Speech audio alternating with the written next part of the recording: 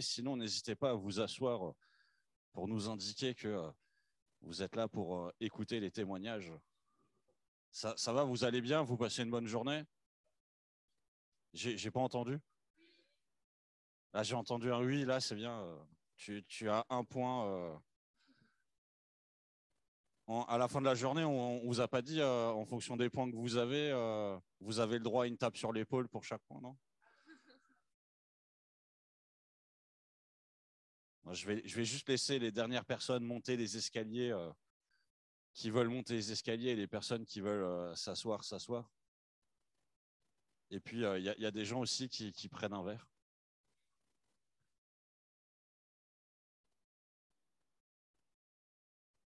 Bon, ça va. Et puis, il y a des gens qui font des coucous dans le fond.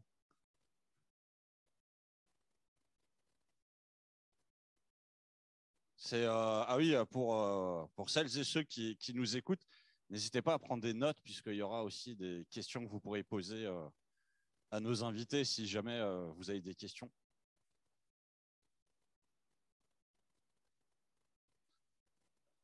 Il y en a une de vous qui peut prendre le micro, je pense.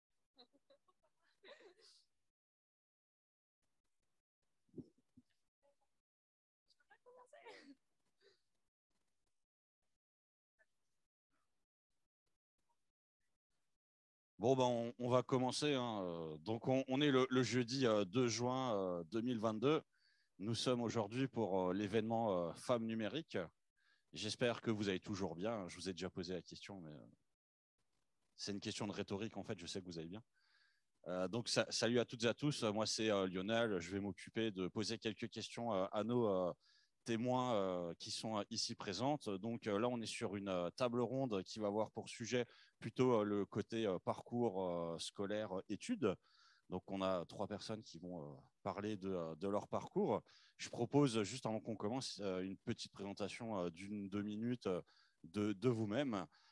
Donc, votre prénom et en une, 2 minutes, votre parcours. Donc, Cécile, à toi l'honneur. Donc, je m'appelle Cécile Cusignac, je suis en classe de terminale au lycée Jean Sturm et j'ai choisi comme spécialité les sciences de l'ingénieur et les mathématiques parce que la technologie m'a toujours ébahie et donc j'ai voulu continuer dans ce domaine-là. Super, merci Cécile. Et donc, Aurore. Donc, bonjour à tous, moi c'est Aurore Staude. Donc, mon parcours a été un peu plus compliqué.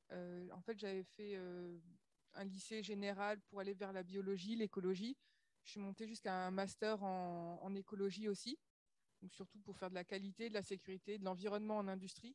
Donc, pas du tout du numérique. Et donc récemment, en 2020, j'avais choisi de me reconvertir vers le numérique. C'est un secteur qui m'a toujours attirée et je me suis dit pourquoi pas essayer de me lancer. J'ai rien à perdre. Donc, je me suis lancée. Et là, récemment, j'ai intégré la société Divalto voilà, pour faire ce que j'aime faire. Super, merci Aurore. Et donc, Claire, qui es-tu, Claire?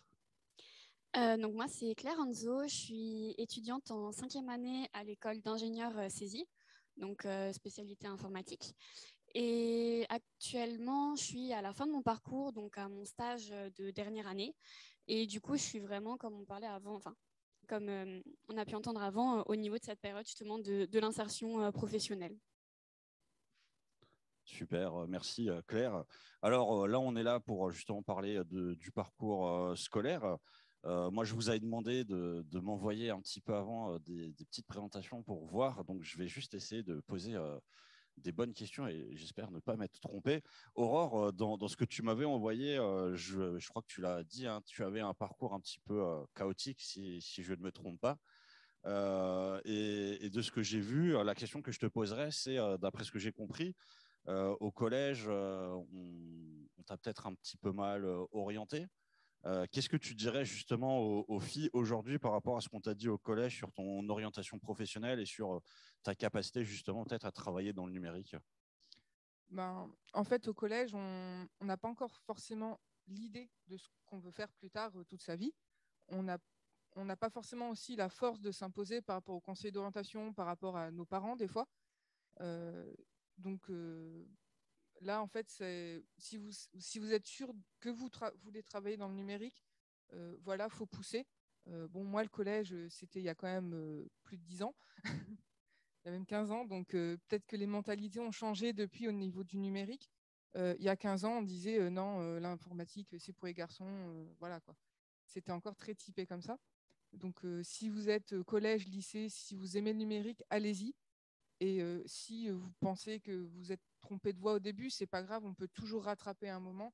Voilà, j'ai juste fait une formation après de 6 mois. J'ai beaucoup fait de projets personnels, d'autodidacte.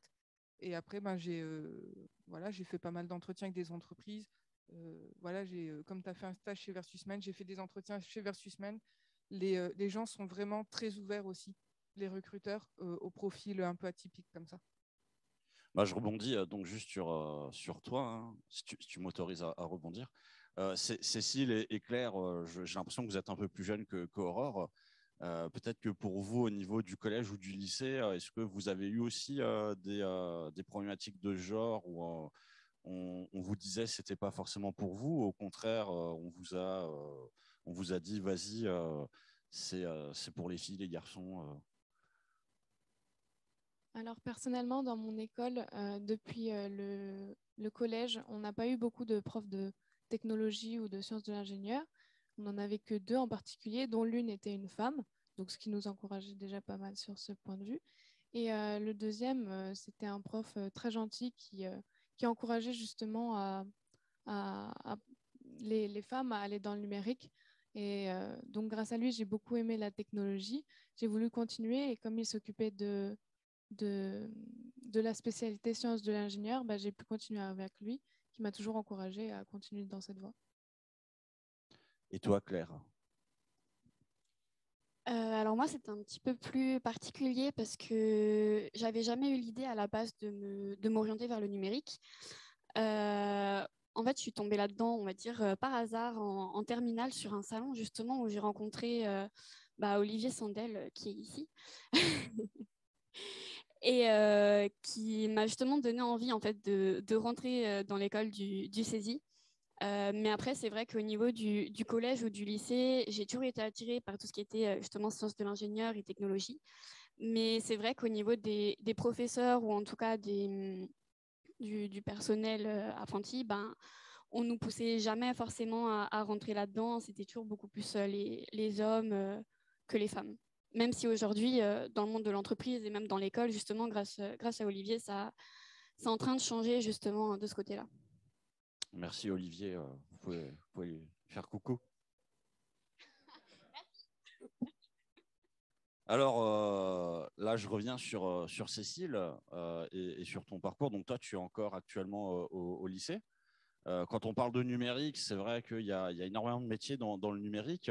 Et justement, toi, est-ce qu'au niveau du lycée, il y a quelque chose précisément qui t'a donné l'envie de t'orienter sur un métier en particulier ou enfin, comment ça s'est passé justement pour toi, l'orientation au niveau du lycée? Est-ce que tu as eu un conseiller ou est-ce que tu as fait des rencontres, ce genre de choses, ou est-ce que c'est le professeur justement qui t'a plus motivé sur t'orienter précisément sur un domaine?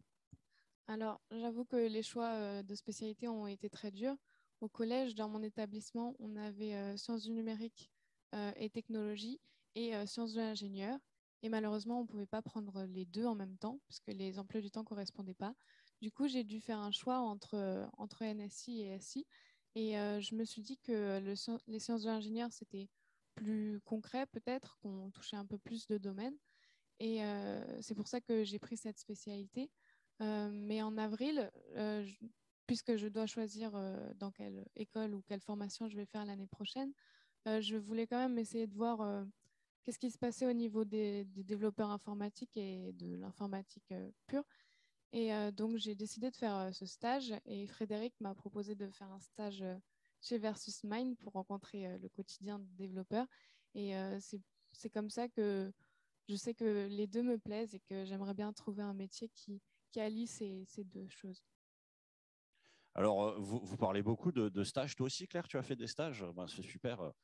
C'est vrai qu'au collège, au lycée, on est amené à faire des stages. Justement, juste, Donc là, je parle bien des stages que vous avez fait avant d'être majeur, hein. Comment ça s'est passé pour vous, le fait de faire un stage en entreprise euh, en étant encore lycéen? Est-ce que vous étiez bien accueilli à ce moment-là par les entreprises? Est-ce que on vous montrait concrètement comment ça se passe, ou est-ce que, comme à une époque, on vous demandait de faire le café, ça se passait comment concrètement? Étant quelqu'un de très timide, j'appréhendais beaucoup, mais j'ai été super bien accueillie. Tout le monde m'a expliqué en quoi consistait son métier, qu'est-ce qu'il faisait. Ils m'ont appris aussi à coder deux, trois choses dans certains langages. Ils m'ont vraiment bien accueillie et non, j'ai pas fait de café puisqu'ils se les faisaient eux-mêmes. Par contre, j'ai eu le droit d'en avoir moi aussi. Et oui, du coup, j'ai pu découvrir leur métier. C'était très agréable. L'ambiance était vraiment bien. Et toi, Aurore, est-ce que tu te souviens encore de tes stages de lycée? Bon, ça va, je ne suis pas si vieille que ça non plus. Alors, en lycée, j'en ai pas fait de mémoire, mais j'avais le stage de troisième, stage de découverte en entreprise, et bon, c'était pas dans le numérique, j'ai travaillé dans une animalerie, mais pareil, le personnel en fait était très ouvert, expliquait vraiment son métier, voilà, pour qu'on puisse découvrir un peu comment ça fonctionne tous les jours. Et toi, Claire, pour ton stage, c'était bien dans le numérique? Alors avant que je rejoigne l'école du saisie, c'était pas trop dans le numérique, non. Mais du coup, depuis que je suis dans l'école, j'ai pu faire 5 stages différents dans 5 entreprises. Et c'est vrai que j'ai voulu voir un petit peu tous les types d'entreprises qu'on pouvait avoir. Donc mon premier stage, c'était vraiment une entreprise, une start-up de 2 personnes. Je suis ensuite passée par Manor, donc c'est comme les Galeries Lafayette en France, mais du coup côté suisse, donc très grande entreprise, en plus dans une autre langue. Ensuite, je suis passée dans du public, donc j'ai fait un conseil départemental. Et là, actuellement, je suis à Axians, c'est une marque de Vinci Énergie, donc qui est dans le numérique aussi.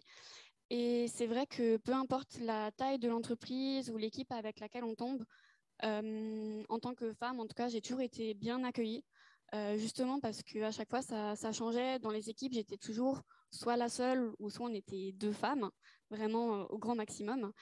Et c'est vrai que du coup, les personnes étaient vraiment contentes d'accueillir justement cette nouveauté, on va dire, et que ça puisse un peu changer justement, comme on apporte aussi des nouvelles idées, une mentalité différente par la jeunesse et le côté féminin. Donc, c'est vrai que de ce côté-là, on est toujours très bien accueillis, peu importe les sociétés et les entreprises. Alors, si aujourd'hui vous deviez discuter justement avec des lycéennes, qu'est-ce que vous leur diriez pour les convaincre de se lancer dans le numérique? Moi, je dirais surtout de suivre ce qu'on a envie de faire, parce que c'est vrai que dans certains parcours, bah, comme Aurore a pu le voir, on peut toujours avoir des personnes qui peuvent être contre nous ou nous dire que c'est pas forcément pour nous, mais c'est vrai que ces personnes, elles sont pas forcément de notre tête, elles voient pas ce que nous on a envie de faire. Et je trouve ça vraiment important, surtout dans la société d'aujourd'hui, de faire un travail qui nous plaît réellement, et qu'on soit vraiment motivé justement d'aller au boulot et pas de se lever tous les matins et de se dire encore une journée de plus là où j'ai pas envie d'aller. Donc c'est vrai que si on doit aller dans le numérique, je trouve ça vraiment important justement d'être motivé par cette envie. Super. Aurore? En fait, j'allais dire la même chose. Parce que le but, c'est quand même, enfin, c'est ma vision, mais d'avoir un métier qu'on a envie de faire pendant longtemps. J'avais travaillé quand même pendant 5 ans dans plusieurs entreprises en QSE, et il y a des jours où même des CDD de 6, 9 mois, au bout de 3 mois, on dit non, c'est pas possible, quoi. Donc voilà, tester, il y a beaucoup d'outils en ligne pour voir ce qu'on aime bien faire, pour tester le numérique, tester quelques lignes de code. Voyez si ça vous plaît. Si ça vous plaît, allez-y, quoi. Et toi, Cécile? Bah, étant au lycée, j'ai pas le recul qu'elles ont, mais il y a beaucoup de personnes qui rentrent dans en tant que classe de SI, comme on travaille sur des projets en fin d'année, on laisse la porte ouverte et les élèves de classe inférieure peuvent venir découvrir ce qu'on y fait. Et du coup, on a eu pas mal de gens qui sont venus déjà. On a eu 2 ou 3 garçons et on a eu une fille qui s'est vraiment intéressée à la chose. Et donc, ben, on lui a dit de se lancer et qu'elle voie si c'est ça qu'elle veut faire, qu'elle n'hésite pas parce qu'elle est une femme ou qu'elle doute de ses capacités.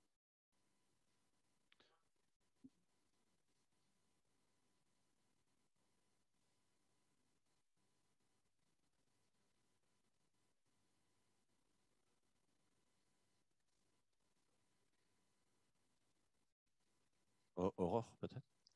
Ben non, en fait, je fais le même travail qu'eux. Je suis tout aussi légitime qu'eux, en fait, dans les développements, dans la vie quotidienne de l'entreprise. En fait, enfin, chez Divalto, il n'y a vraiment pas de différence entre une femme, un homme. Enfin, voilà. Un développeur est un développeur, et tant que le travail est bien fait, tout se passe bien.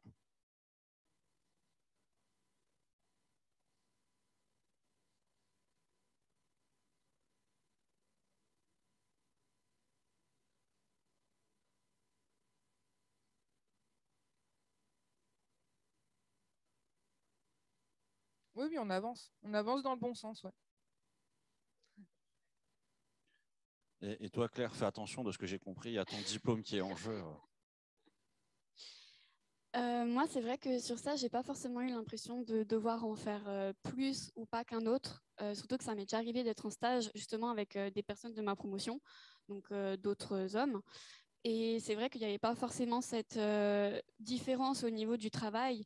Après, il peut y avoir une différence au niveau des interactions sociales, où des fois, il faut faire plus attention à certaines choses, ou des fois, c'est vrai qu'il faut un peu plus aussi montrer son caractère, parce qu'on peut se prendre des réflexions par des hommes, des choses comme ça, mais c'est vrai que c'est pas quelque chose qui doit arrêter, et en tout cas, c'est moins souvent, je pense aussi, qu'on peut le penser aujourd'hui dans la société, justement, cette discrimination, entre guillemets. Et alors, comment est-ce que vous vous imaginez dans 20 ou 30 ans? Est-ce que vous êtes toujours dans le numérique? Est-ce que vous avez créé vos entreprises? Est-ce que tu arrives à t'imaginer en 2040-2050? Alors, c'est vrai qu'en sortie d'études, on va dire que c'est un peu compliqué. Moi, après, j'ai eu la chance de trouver une entreprise qui va m'embaucher en tout cas pour un métier que j'ai vraiment envie de faire. Donc, c'est vraiment plus du côté commercial, mais toujours dans le numérique. Et je pense rester quand même quelques années dans cette entreprise. Après, c'est vrai que j'ai aussi cette envie de créer justement une chose par moi-même. Donc après, à voir quel type de société, les opportunités aussi qui peuvent arriver. Mais c'est vrai que pour l'instant, en tout cas, je me vois rester dans l'entreprise dans laquelle je suis et pour quelques années. Et toi, Aurore, Divalto pour toujours? Alors, il faut que je fasse gaffe, il n'y a personne de Divalto dans la salle. Audrey n'est pas là, c'est bon. Non, je rigole. En fait, ça se passe très bien pour le moment. Et après, j'aime vraiment l'équipe et je ne pense pas quitter Divalto tout de suite. Enfin, souvent, en fait, dans le numérique, on dit qu'il faut changer d'entreprise tous les 2 ans parce qu'en fait, il y a des gros gaps de salaire à peu près tous les 2 ans quand on change d'entreprise. Après, ça dépend. Moi, le salaire, c'est pas mon objectif. Je m'en fous de gagner 30, 40, 50 k par an. Encore, c'est pas énorme une fois qu'on est senior. Non, moi, ce qui m'importe beaucoup, c'est l'ambiance dans l'équipe, l'ambiance de l'entreprise. Divalto, pour moi, ça se passe très très bien, donc pourquoi pas rester. On verra après les évolutions internes. Et pour toi, Cécile, 2050? Alors, moi, c'est une question qu'on m'a beaucoup posée cette année, surtout avec Parcoursup surtout avec Parcoursup et les choix à faire pour l'année prochaine.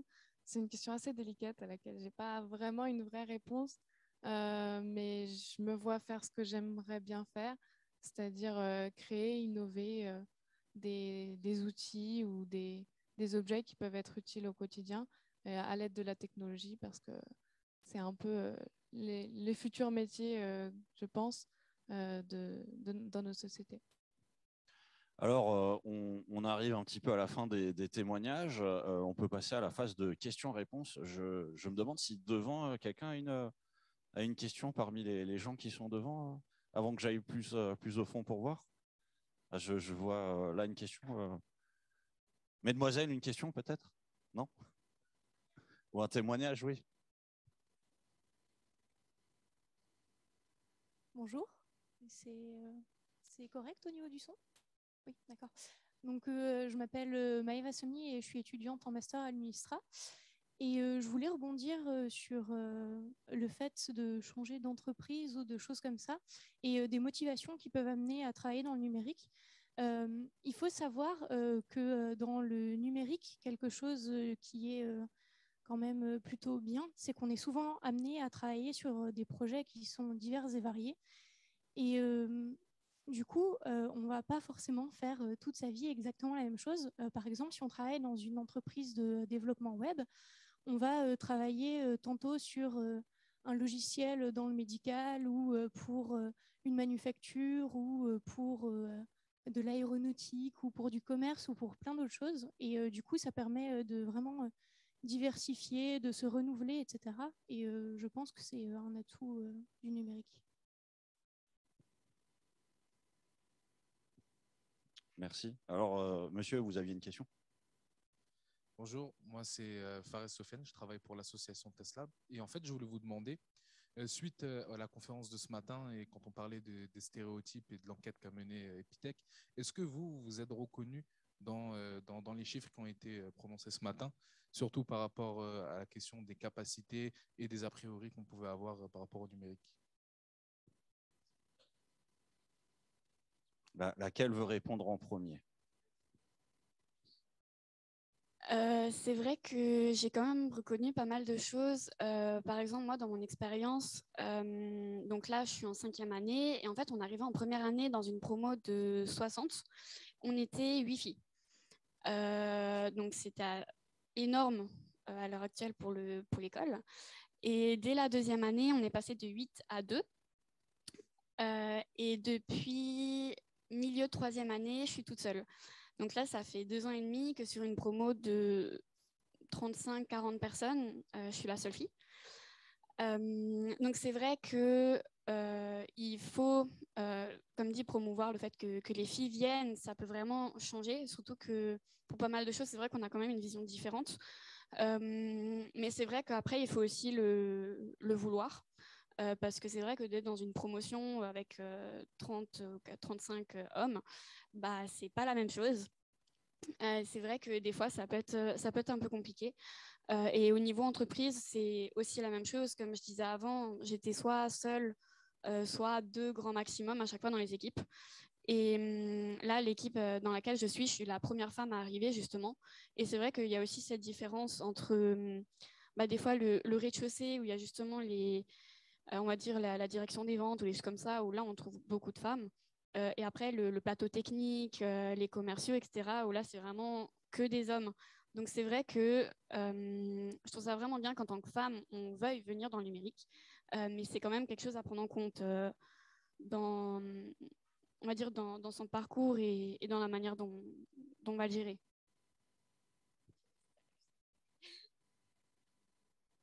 Aurore, Cécile, vous voulez répondre ou pas? Tout ce que je peux dire, c'est que dans ma classe de spécialité cette année, on est une quinzaine. Et sur ces 15 élèves, on est seulement 2 filles. Et donc, ça ne fait pas beaucoup sur une classe de 15, mais c'est vrai qu'on n'est pas 60 non plus. Et cette année, avec la réforme du bac, on a un système de rang. Et dans la spécialité sciences de l'ingénieur, donc les 2 filles, donc moi et une autre élève, on est dans les premières de ce classement sur 15 élèves. Donc, je pense vraiment qu'on a notre place dans le numérique et que les femmes ne sont pas moins bonnes que les hommes dans ces spécialités-là. Merci. Est-ce que tu voulais témoigner? Bonjour à tous. Donc moi, je m'appelle Célestine et je suis à l'école d'ingénieur en informatique EPITA. Et donc pour répondre à votre question, effectivement, dans les chiffres qu'a présenté cette étude, moi, je me retrouve pratiquement dans tous.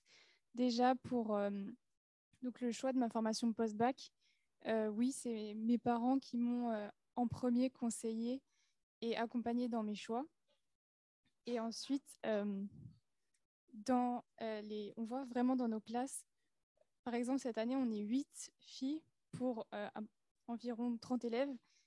on voit vraiment qu'on est très peu, mais que le chiffre augmente. Nous, on est en 3e année, et les premières années sont, je dirais, une dizaine. Donc on voit que ça augmente vraiment. Bonjour, je m'appelle Kubra et je suis comme elle en 3e année. Moi, je pense plutôt le contraire au niveau des chiffres. Vraiment, genre, je ne suis pas trop d'accord avec la vision que vous avez parce qu'on peut prendre le problème à l'envers aussi. Il y a des secteurs où il y a très peu d'hommes. Par exemple, ma grande sœur est étudiante infirmière. Ils sont une centaine dans la promo, il y a 2 hommes. On peut aussi prendre vraiment le problème à l'envers et pas se concentrer seulement sur un secteur où il n'y a pas de femmes. Il faut se concentrer sur tous les secteurs et regarder un peu tout. Et aussi, j'aime pas l'idée d'essayer de remplir par des femmes parce qu'en voulant remplir par des femmes, on oublie le côté compétence. Par exemple, si vous avez le choix entre un homme et une femme et votre entreprise veut des quotas avec des femmes, vous allez plutôt choisir des femmes, mais peut-être qu'elle sera moins compétente que l'homme et il y aura moins de mérite. Et moi, je trouve ça dommage pour l'homme. Ça, c'est vraiment triste. Et un autre... Est-ce que j'avais dit autre chose? C'est aussi au niveau de l'envie. Parce que on veut mettre des femmes dans le numérique, mais est-ce qu'elles en ont vraiment envie? Et pour rebondir aussi sur le nombre de filles dans une classe, en 4e, j'étais dans une classe bande dessinée, on faisait du dessin. On était 2 filles. Pourtant, ce n'est pas du numérique, mais le dessin, ça intéresse aussi les filles. Mais voilà, j'ai envie de dire, les chiffres ne sont pas tant représentatifs que ça. Voilà. Merci, merci à toi. Est-ce que l'une de vous veut rebondir? Je sens Claire motivée. Sur ça, je suis d'accord avec toi, parce que c'est aussi un peu ce qu'on disait avant avec Aurore, que ce qu'il faut avant tout, c'est la motivation.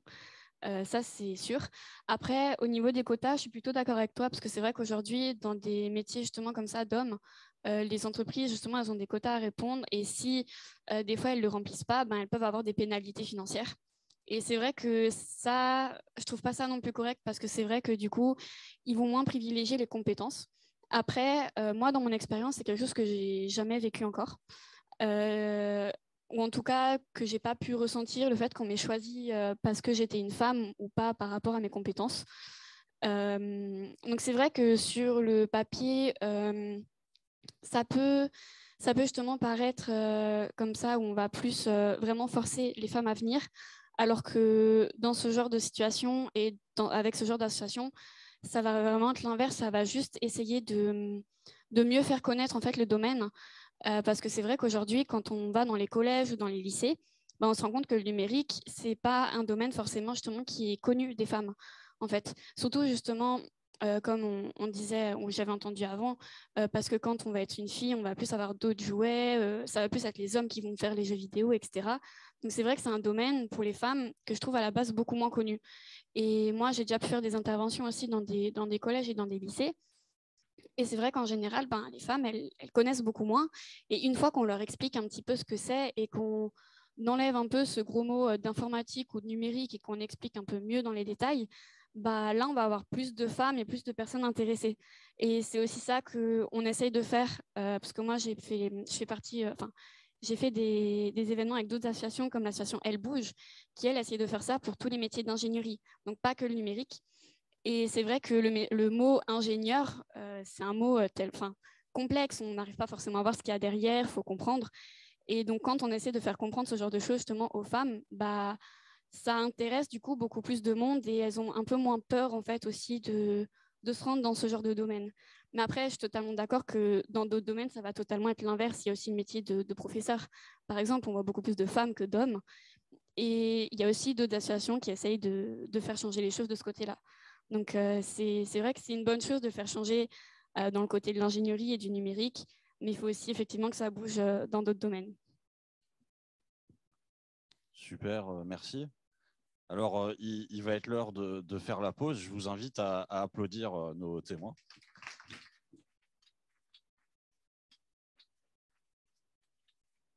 Merci. Et donc, on se retrouve à -5 pour la table des entrepreneurs, entrepreneuses. Vous pouvez prendre un verre qui est juste là.